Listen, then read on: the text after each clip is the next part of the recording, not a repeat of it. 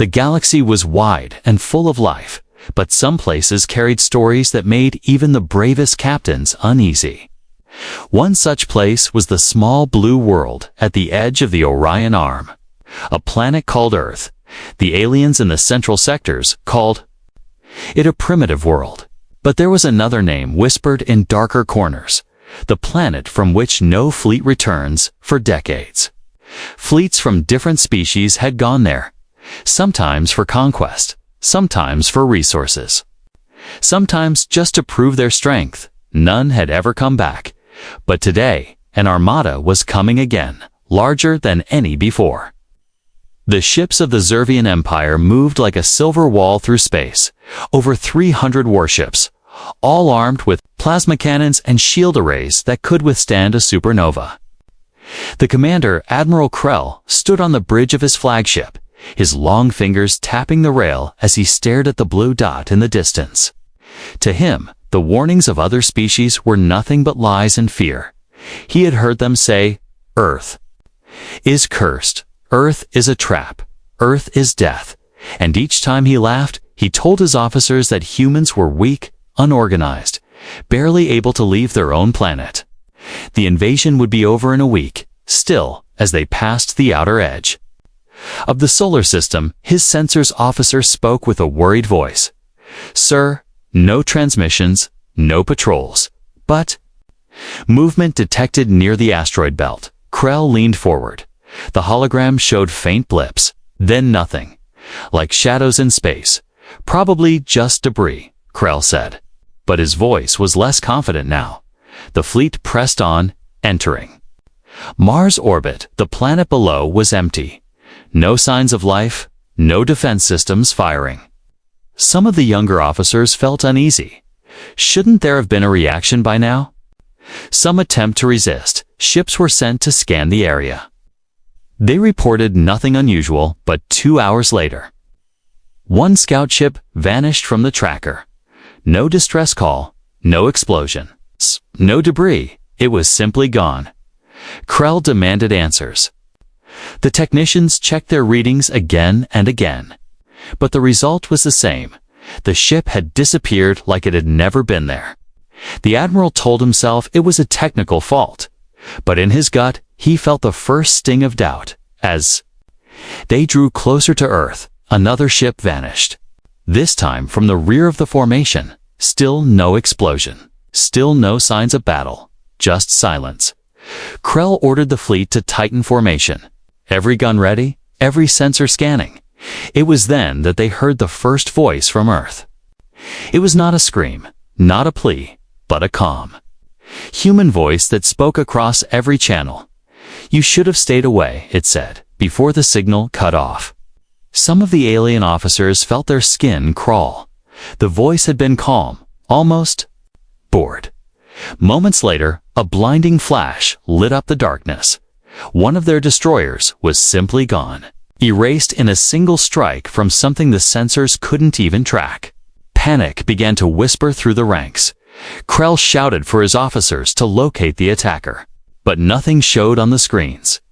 It was as if the shots were coming from invisible ships. The science officer muttered something about cloaking fields, but even cloaking could not explain the sheer speed and precision of the attacks. Another flash, another ship gone.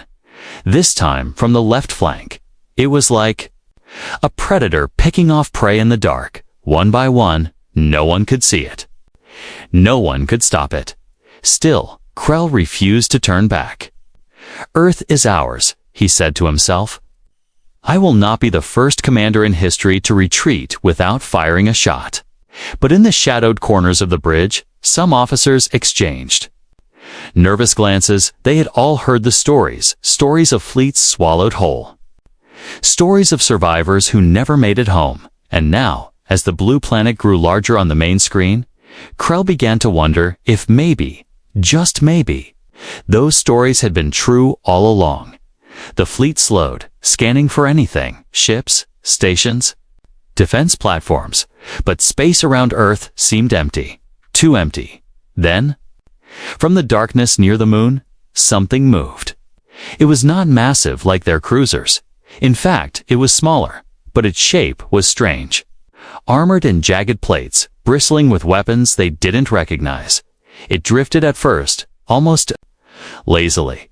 Then, without warning, it vanished from their sensors. An instant later, a battleship in the center of the formation exploded in a silent bloom of fire. Krell's blood ran cold. This was no random defense ship. This was a hunter. The human ship appeared again for just a second, enough for the aliens to see a painted phrase on its hull. It read, "No one returns," and then it was gone again. Somewhere deep inside, the Admiral understood the invasion had already begun. But not from them. It was the humans who were hunting them, and they were already losing. The alien fleet hung in the darkness of space, tense and silent, every ship now on high alert. The Admiral had ordered all weapons charged, shields raised to full, and sensor crews working without rest. Yet still, they could not find the human ship that had destroyed 3 of their vessels. In less than an hour, it was as if the attacker could appear anywhere, strike in silence, and vanish before anyone could respond. The Admiral decided to break the silence. "Send a broad-frequency hail to the humans," he said, his voice tight, but steady. Perhaps, he thought, this could still be ended with words. Perhaps the humans were simply trying to scare them. The communications officer sent the message across all channels. The words were simple. "We come as conquerors. Surrender your world and no harm will come to your people." For a long moment, there was no reply. The bridge was quiet, except for the faint hum of the ship's engines. Then a voice came through, clear and sharp, in perfect alien dialect. "No," it said. Just that single word, but before the crew could react, the voice continued. "You shouldn't have come here." And then, silence again. The Admiral's jaw tightened. "Lock on all weapons to that signal source," he ordered. But the tactical officer shook his head. "Sir, there's no source to lock on. It's like the message came from everywhere at once." The crew was still trying to understand when the sensors lit up. A contact had appeared behind them. A single ship, small compared to their heavy cruisers. But unlike anything they had seen before, its armor was matte black, absorbing light. Its shape sharp and predatory. The Admiral's instincts told him to fire. But something about the way the human ship moved made him hesitate. It didn't rush.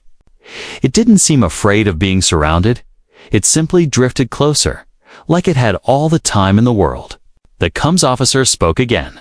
"They're sending another message." The voice returned, calm and steady.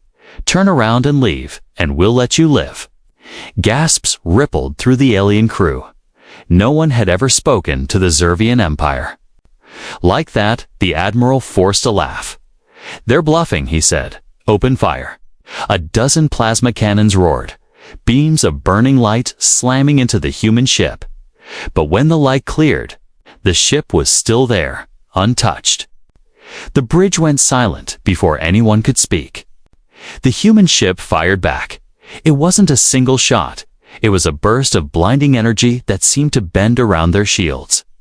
Tearing straight into the hull of one of their destroyers, the alien crew watched in horror as the massive ship split apart, drifting into 2 flaming halves. The human ship didn't wait. It fired again. And another cruiser was gone. Evasive maneuvers. The Admiral shouted, but every time the alien ships moved, the human ship was already there. Cutting off their escape, its movements were unnatural. Like it could predict where the aliens would go before they even moved. The science officer whispered, "It's reading our commands." Before we execute them, Krell felt a cold shiver run down his spine. Then, without warning, the human ship stopped firing. The voice came through again. "This is your last chance," it said. The Admiral wanted to answer, to show strength. But before he could speak, the lights on the bridge flickered. The ship's systems were being hacked. Control panels died one by one, and screens went black. "Sir?" "They're inside our systems." The engineer stammered. "Our weapons?" "Our shields. They're all offline. And then, just as quickly as it began, the systems returned. The human ship was gone from the sensors. But something had changed. The admiral realized they hadn't destroyed his flagship. They had only shown what they could do. It was a warning and a challenge. Krell's pride screamed at him to press forward, to show the humans that the Zervian Empire did not fear anyone. But deep inside, another voice whispered the truth. They were outmatched. The bridge crew waited for his order, every pair of eyes fixed on him. He forced himself to speak. "We continue the mission," he said. A murmur of disbelief rippled through the officers. But no one dared to object as the fleet pushed closer to Earth. The admiral told himself that victory was still possible, yet he could not shake the feeling that they were walking straight into the jaws of a predator, and somewhere in the shadows, that black human warship was watching, waiting for the next move. The Zervian fleet finally pushed through the silent wrecks of the Ghost Fleet. The black human warship still shadowing them from a distance, never attacking, never leaving. Admiral Krell told himself that if they could land troops on the surface, the humans' strange advantage in space might not matter. He ordered dropships to prepare, targeting one of Earth's largest coastal cities. A place that looked vulnerable from orbit. Scans showed tall buildings, wide streets, and millions of life signs. There was no sign of heavy defense platforms or energy shields. "It will be fast," Krell told his officers. "We take the city, the rest of the planet will follow." The dropships entered the atmosphere, their hulls glowing red from the heat. From above, the city looked calm, its streets busy with moving vehicles, its towers gleaming in the sunlight. The first Zervian soldiers touched down in the central district, expecting chaos and panic instead. Something strange happened. The humans didn't run. They vanished, slipping into buildings, into alleys, into shadows. The wide, open streets suddenly felt too quiet. The soldiers moved forward, scanning for hostiles. Then the first shot came, not from a plasma rifle, but from a human projectile. Weapon. A single soldier fell, his armor pierced. The Zervians turned to return fire, but the shooter was already gone. Then it began everywhere at once. Gunfire from rooftops, explosives from hidden windows, drones darting through the air to drop small bombs on their formations. It wasn't a battle, it was an ambush. Every building seemed to have been prepared. Every corner had a hidden weapon. The Zervian commander on the ground called for air support, but when the dropships tried to descend lower, shoulder-fired rockets streaked upward, blasting 2 of them out of the sky. The wreckage crashed into the streets, blocking the way forward. A captured human was dragged from one of the buildings. The alien sergeant demanded to know where the resistance fighters were. The human just stared at him, calm, and said, "Everywhere," before spitting at the alien's feet. Then more shots rang out, forcing the aliens to retreat behind cover. Krell was watching the battle feed from orbit, his frown deepening. "This city, it's fighting like an army," he muttered. The intelligence officer beside him nodded. "Sir, I think they planned for this exact invasion." Krell's eyes narrowed. The humans weren't just reacting, they had been waiting in the streets. The fighting grew worse. Zervian squads tried to regroup, but the humans kept splitting them apart, forcing them into narrow alleys where homemade traps waited. A squad rounded a corner and triggered a buried charge. The explosions sent armored bodies flying. From the rooftops, human snipers picked off alien officers, their shots precise and unhurried. Then the real shock came. The city's streetlights began to flicker, and in seconds, the entire power grid shut down. The aliens' night vision systems activated automatically, but then they failed too. The humans had cut the power and released an electromagnetic pulse across the district. The Zervians were blind, their armor systems useless, their weapons half dead. Out of the shadows, humans emerged, soldiers in body armor, moving with discipline and speed. They carried weapons that fired in short, controlled bursts, cutting through alien troops before they could react. One Zervian officer screamed into his cum for extraction, but the cum was dead. In orbit, Krell saw the red markers on the tactical maps start disappearing one by one. The dropships that tried to evacuate the survivors were targeted by surface-to-air missiles hidden in old warehouses. One by one, they fell. By nightfall, the coastal city was still lit only by the fires of Prensiade, only by the fires of Durciated, my Scythe. The probs, my long-lasting color. The dropships that tried to evacuate the survivors were resize. We said disabise, we said by W. My deresize, my Phyllis, my Salovey, it is, my survive, my said less. Cub, by we I save, the book Kresov, by we said, the we side but like, got us a we it's up, you use of suck it, cup you subs, sick hide, by up, I right, we the eye, to take it, bit up his speed, hit it, put the spy gag, to the grief, to the wisdom of we got, pets, and the base of the beats, destroyed alien vehicles. Not a single dropship had returned to the fleet. Krell realized what had happened. The city hadn't been defended by chance. It had been turned into a fortress. Every building, every street, every civilian had been part of the trap. The humans weren't just defending. They were hunting the invaders inside their own city. As the last battlefield feed went black, Krell turned to his officers. This planet, he said slowly, is not what we were told, and somewhere far below, in the ruined streets. A human commander gave a single order to his soldiers. Get ready for the next wave, he said. They haven't learned yet. The Zervian fleet had lost more ships than they cared to admit, but Admiral Krell still believed that if they could hold the skies and take a major city, they could crush human resistance.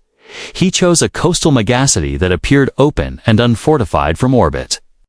Tall glass towers reflected sunlight. Highways were busy with traffic. And there were no visible defense walls. To the alien eye, it was a perfect target. The dropships were loaded with heavily armed troops, each one confident that once they landed, panic would spread and surrender would follow. The descent was smooth at first, the blue of the ocean and the white of the clouds filling the viewports. The city came into focus, wide streets, plazas, and shimmering skyscrapers. But something was strange. The human crowds that had filled the streets a moment earlier vanished. Scattering like smoke in the wind, troops touched down in the main square, expecting terrified civilians. Instead, they found silence. It was not the silence of fear. It was the silence of preparation. The aliens advanced, boots clanging against the pavement. Scanning the buildings, suddenly, a single sharp crack rang out. One soldier fell, his armor punctured clean through. The squad turned toward the sound, but there was nothing, just glass windows and empty rooftops. Then it happened again, another soldier down, the shot coming from a different angle. More sounds followed, not the steady pulse of plasma rifles, but the sharp mechanical rhythm of human firearms. Explosions erupted in narrow alleys, small. Drones zipped between buildings, dropping canisters that burst into smoke. The alien's helmet filters engaged, but the smoke wasn't toxic. It was cover from within the haze. Shapes moved quickly. Unseen until they fired, the Zervians tried to regroup, but their formation was split by sudden barricades. City buses had been overturned. Shipping containers dropped by cranes now blocked the main roads. In one sector, an alien patrol turned a corner and tripped a wire. The street erupted in flame as hidden explosives ripped through the squad. From above, Krell watched through the fleet's tactical feed. It was chaos. The humans were not fighting like an untrained mob. They were fighting like soldiers who knew the terrain. "Sir," his ground commander called over comms. "We are facing organized resistance. They are coordinated. and they are everywhere. Krell didn't want to believe it. But the evidence was in front of him. The city's lights flickered and went out. Alien night vision switched on, but within seconds, those systems also failed. The humans had used an electromagnetic pulse to shut down their enemy's gear. Now, the Zervian troops stood blind in the dark streets. They fired wildly at moving shadows, but each shot missed, and each miss was answered by precise human fire. The humans did not fight to hold ground, they fought to bleed the invaders dry. Every time the aliens advanced, they were led into narrow corridors where crossfire shredded their ranks. Every time they tried to retreat, a barricade or explosion forced them forward again. Deeper into the trap, it was not a battle. It was a hunt. A captured alien officer was dragged into a ruined cafe. A human fighter leaned close and spoke in a low voice. "You thought this city was weak," he said, "but this city is the weapon." The alien's translator clicked. But the meaning was clear. They had never been fighting an unprepared world. Dropships sent to rescue the trapped squads never made it. From the rooftops, missiles streaked upward, striking the ships before they could land. Burning wreckage fell into the streets, blocking escape routes one by one. The Zervian positions went dark on the Admiral's tactical map. By the time the first light of dawn broke, the city was still standing. The alien dead lay scattered in the streets, their weapons and armor already being collected by human fighters. Krell stared at the reports in silence. The truth was no longer hidden. The humans had been ready for this invasion long before his fleet arrived. They had turned their cities into battlefields, their civilians into soldiers, and every building into a fortress. As the surviving troops were wiped out, a final voice came over the comms. It was the same human voice that had haunted them since they entered the solar system. "You will not take this world," it said, calm and certain. And Krell, for the first time, believed it. The Zervian fleet drifted in uneasy silence. The loss of the coastal city still fresh in every soldier's mind. Admiral Krell stood at the bridge viewport, staring at the planet below. The blue oceans and green lands no longer looked peaceful. They looked like bait. Every victory the humans had won so far felt deliberate, as if they were not just defending, but guiding the aliens into something worse. A scout group had been sent ahead to survey the outer region beyond the moon. They were to check for hidden human bases or reinforcements, but minutes turned into hours and no report came back. When the first transmission finally arrived, it was only 3 words: "We found them." The voice was low, shaken, almost whispering. Before the channel went dead, Krell ordered the fleet to move to the coordinates as they approached. The darkness of space began to shift, shadows taking shape. Then the fleet saw them. Dozens, maybe hundreds, of ships floating silently. They were not Zervian designs. They came from all over the galaxy. Some were old warships from empires that had vanished centuries ago. Others were fresh models, the same classes Krell had seen in service just a few years earlier. The hulls were blackened and scarred, weapons torn away, engines dismantled. Some ships had massive holes ripped through them. As if something had eaten its way inside, they drifted without power.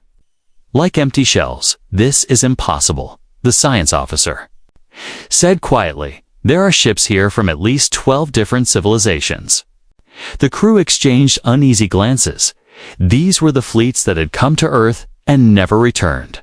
As they moved closer, they saw that some hulls bore strange markings, not from their original builders, but from human hands. Symbols, warnings, even words in the human language painted in jagged letters.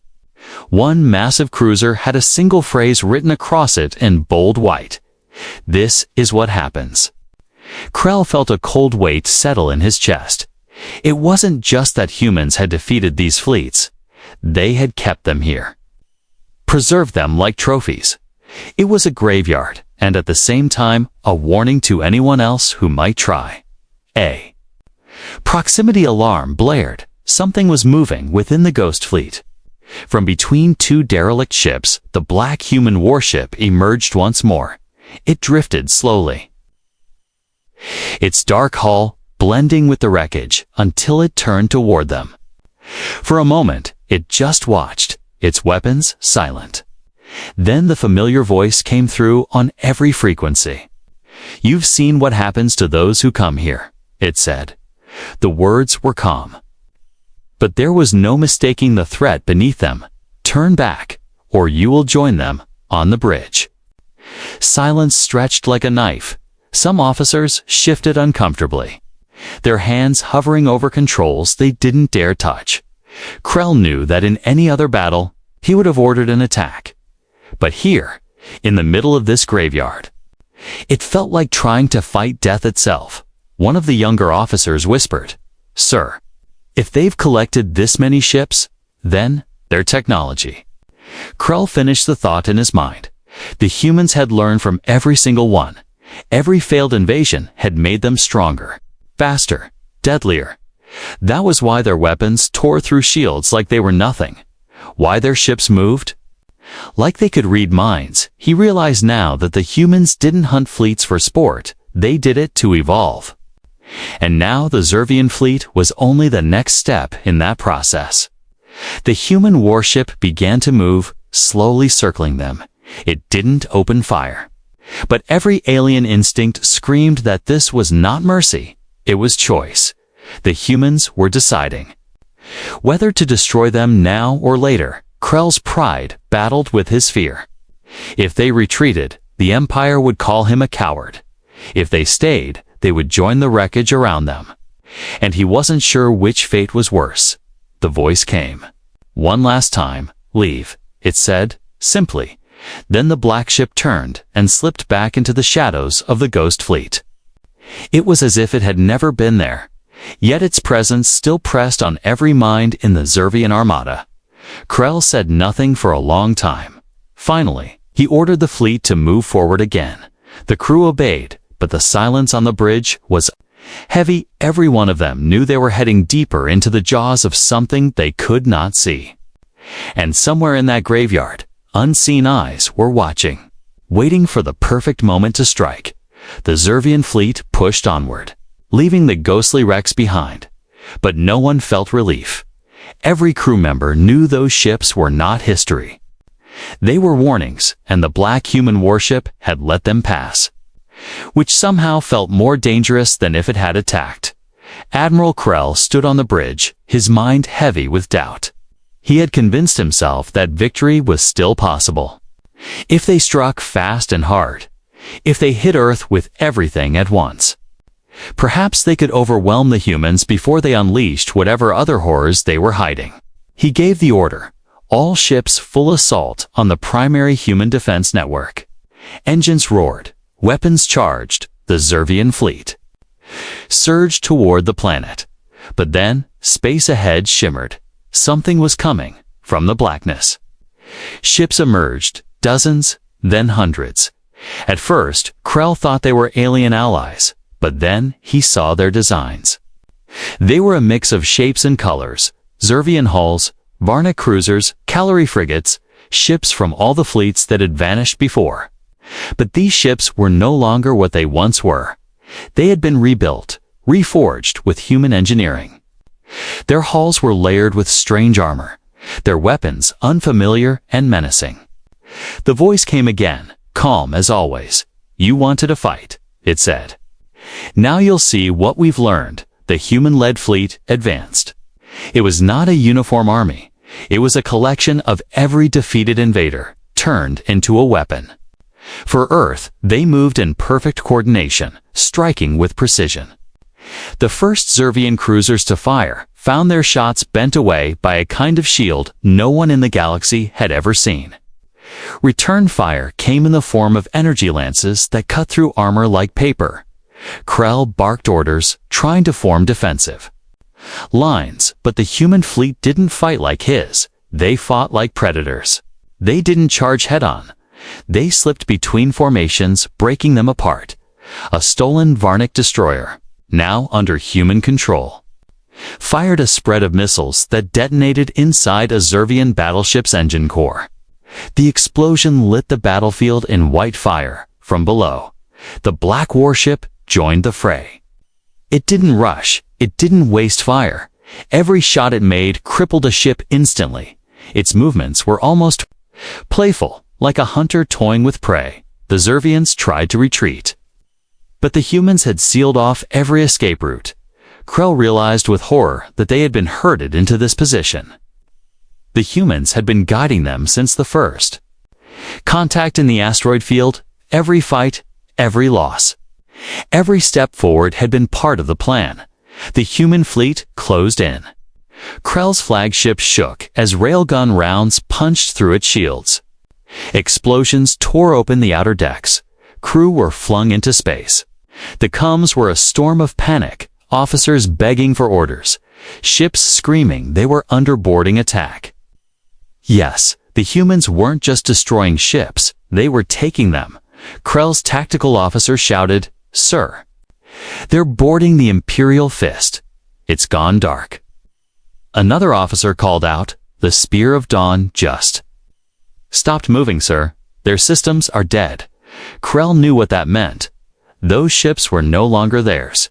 He watched as the Spear of Dawn, moments ago a loyal Zervian cruiser, turned and opened fire on its own allies. One by one, more ships fell silent, then rejoined the battle. But on the human side, Krell's pride cracked. For the first time in his career, he considered the unthinkable. "Signal all ships. Retreat," he said, his voice low. But the comms officer hesitated. "Sir, there's nowhere to run." The sensors confirmed it. The human fleet had surrounded them completely. The voice returned. "You could have left." It said, "You chose this instead." Then the final wave hit. It was fast, brutal, and without mercy. Human ships cut through Zervian hulls with surgical precision. Fighters swarmed like hornets, planting charges and tearing apart engines. Boarding parties swept decks, capturing officers alive and leaving the rest to drift. Krell gripped the edge of his command chair. The battle was already lost. The only question now was whether any of his ships would survive to carry the warning home, and deep down, he already knew the answer. In the final minutes, Krell looked out at the battlefield. The stars were hidden behind fire and wreckage. The human fleet moved among it like shadows, and the black warship passed close to his flagship, slow and silent. For just a second, Krell saw a single phrase painted along its hull: "No one returns." The battlefield was no longer a place of motion. It was a graveyard. Wrecked Zervian ships drifted in silence, fires burning in the emptiness of space, bodies and debris floating between twisted metal. The once proud fleet that had entered the solar system was now reduced to scattered survivors, powerless and surrounded. Admiral Krell sat in his command chair, his face pale and still. The bridge was dim. Half the systems offline, the voices of his officers quiet. No one spoke of victory now. No one even spoke of escape. They all knew they were at the mercy of the humans from the blackness. The human fleet moved with calm precision. They did not rush to destroy the remaining Zervian ships. Instead, they moved among them like collectors in a market, scanning, selecting, marking targets. Some alien vessels were dismantled where they floated. Others were boarded, their crews taken alive. Krell realized that the humans did not destroy everything. They chose what to keep. The black warship appeared again, silent and menacing. It drifted in front of the flagship, blocking the stars beyond. The voice returned, steady and cold. "This is your end," it said, "and your beginning." The words confused Krell until he saw what happened next. Human boarding craft latched onto the hull. The sound of cutting metal echoed through the ship. Within minutes, armed humans flooded the corridors. Moving with speed and confidence, they didn't kill everyone, only those who resisted. The rest were rounded up, their weapons taken, their armor stripped. Krell was led to the hangar bay. From there, he could see the scale of what was happening, all across the wrecked fleet. Humans were working, salvaging engines, carrying weapon, parts, transferring cargo. It was a harvest, and the Zervians were the crop. He was placed aboard a human shuttle. It carried him to a massive orbital station hidden in the shadows of the moon. Through the viewport, Krell saw the truth. The station's docks were filled with alien ships from every corner of the galaxy. Some bore markings he recognized. Others came from empires long forgotten. All of them were now part of the human arsenal. The shuttle docked, and Krell was escorted through a corridor lined with armored humans. He was brought before a human officer, a tall figure with sharp eyes and a calm expression. "You've seen our collection," the officer said. "Every fleet that comes here leaves us stronger." Krell stayed silent, but the officer continued. "You thought you were the hunter, Admiral, but you were only prey." The officer explained what Krell had already begun to understand. Every time an alien empire sent ships to invade Earth, the humans never sent warnings to the rest of the galaxy. They let the mystery grow. They let the fear spread. When a new fleet came, the humans fought not only to survive, but to take everything of value: technology, weapons, knowledge, even ships, over decades. They had become something no other species could match, a predator that grew stronger with every battle. Krell was taken to a wide observation deck. From here, he could see Earth below, bright and blue. It looked peaceful from this distance, almost harmless. But now he knew better, that beauty was a mask. Hiding the deadliest world in known space, you will not return to your people. The officer said, "None of you will." Krell's voice finally broke the silence. "Then, why keep us alive?" The officer gave a thin smile. "Because you will serve, like the others before you." The words chilled him. He realized that survival was not freedom, it was captivity. The Zervians who remained would be forced to work, to build, to fight. Under human command, they would never see their home again. And their ships, their pride, their history, all of it would become part of the human war machine. Back in the void, the last of the Zervian vessels were pulled toward the station. Soon the battlefield was empty, except for drifting wreckage. From the shadows, the black warship returned to its silent watch. Somewhere in the galaxy, other empires would hear the rumors, another fleet gone. No survivors, and those who were wise would whisper the truth. "If you go to Earth, you do not come back." Admiral Krell looked out one last time at his lost fleet. He thought of the countless commanders before him who had stood in this same place, and he understood why no one ever told the full story. Because the truth was worse than death.